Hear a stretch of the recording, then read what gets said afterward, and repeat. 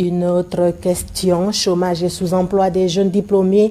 Quelle réponse rapide pour élever le niveau d'apprentissage et surtout faciliter les insertions professionnelles? Le gouvernement et ses partenaires optent pour la formation continue.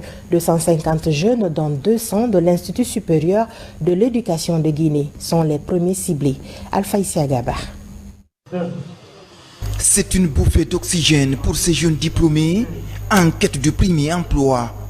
L'adéquation de leur formation académique au marché du travail, jusqu'ici un problème, est effective.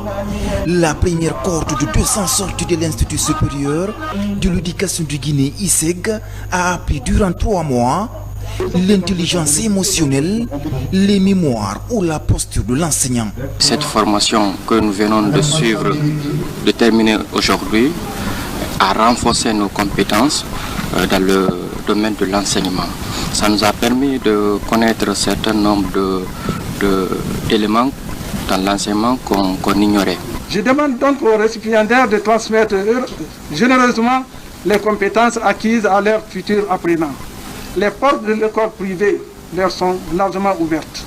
Cette formation réalisée par le cabinet K-Concept et Associés s'inscrit dans le programme baptisé E2E du projet Bossège, mis en œuvre par l'agence guinéenne pour la promotion de l'emploi.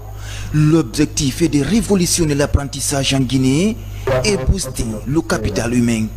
La particularité de cette formation, c'est que, comme je vous l'ai dit, c'est la première fois déjà que nous accompagnons les enseignants. La particularité de ce projet, alors, par rapport au module enseigné, c'est que nous avons essayé d'apporter des modules qui vont faire en sorte que les enfants, comme je vous l'ai dit, ce qu'ils vont recevoir, apporter la posture de l'enseignant que les enseignants n'avaient pas jusqu'alors, apprendre aux apprenants comment gérer une classe. Notre exigence est que les centres de formation d'abord soient en partenariat avec les entreprises de formation et à partir de là on définit les compétences et c'est ce qui a été fait. Là l'association des fondateurs d'écoles privées et puis d'autres entreprises dans le domaine de la logistique et du marketing, c'est eux qui ont dit les compétences qu'il faut donner aux jeunes.